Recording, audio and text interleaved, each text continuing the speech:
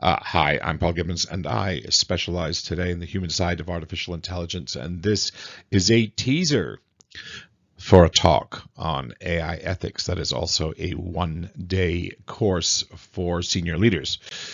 The topics we'll cover are artificial general intelligence, jobs, biases and fairness, privacy and property, accountability and bad actors, human development and governance. Let's get into it quickly. The thing that everybody wants to talk about, of course, is are we going to end up in a Terminator type scenario? How close are we to artificial general intelligence? Will an artificial general intelligence or a super intelligence necessarily be malicious? And what can we do about that today? We're going to talk about the effect of AI on jobs. Historically, the effect on technology, on society, has been that it's made us wealthier and happier and more prosperous. However, the benefits are always unevenly distributed, and that will certainly be the case with artificial intelligence. What should we do about that? We shall also talk about the fairness and biases inherent in AI. And what we've found historically is that AI trained on data can sometimes prejudice and privilege people who are white and male. But then we also get the opposite scenario. When asked to be balanced and to show a diversity of images, you sometimes get ridiculous results. And Google's Gemini was roundly criticized for that. So how do we tread the line between these two? We're going to talk about privacy and property. Is AI theft when it gets to work in the cultural sphere? What are the risks of image recognition that is certainly vaulted forward? What are the risks to you of deep fake? What's a deep fake, and what can we do to prevent the effect on those on our lives? We're going to talk about accountability. That is a Tesla that ended up in a swimming pool, killing the driver. The Tesla was driving itself. Who's responsible? The driver? Tesla?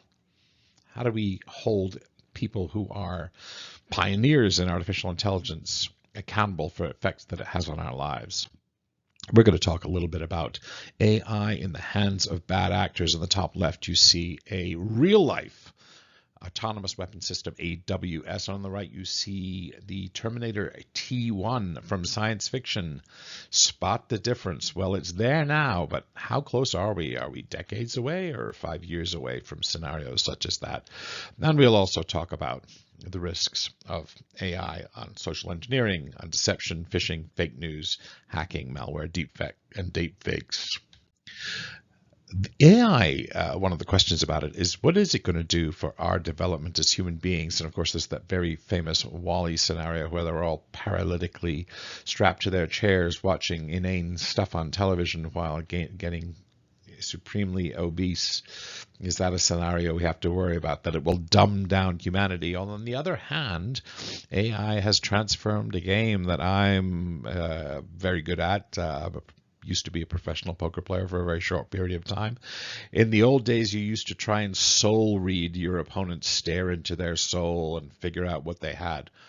Now computers have transformed the game, where it's no longer a game with a whiskey bottle and a 6-shooter, but it's a game of people who are mathematically inclined, calculating at the table.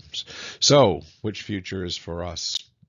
And we then get into the topic of AI governance. And one of the models is do we let the big players and AI self-govern? And historically, how has that done for us in realms such as privacy? Have we been happy about the way that Facebook, for example, has conducted itself ethically when it comes to protection of our data? And why should we think they're going to do better in the more powerful technologies of artificial intelligence? Is global governance the action? The SALT Treaty was signed in the 1970s. We've averted a nuclear holocaust. But if you listen to Elon Musk, this could be a great deal more serious. Are the mechanisms of global governance with the United Nations and the International Criminal Court sufficient?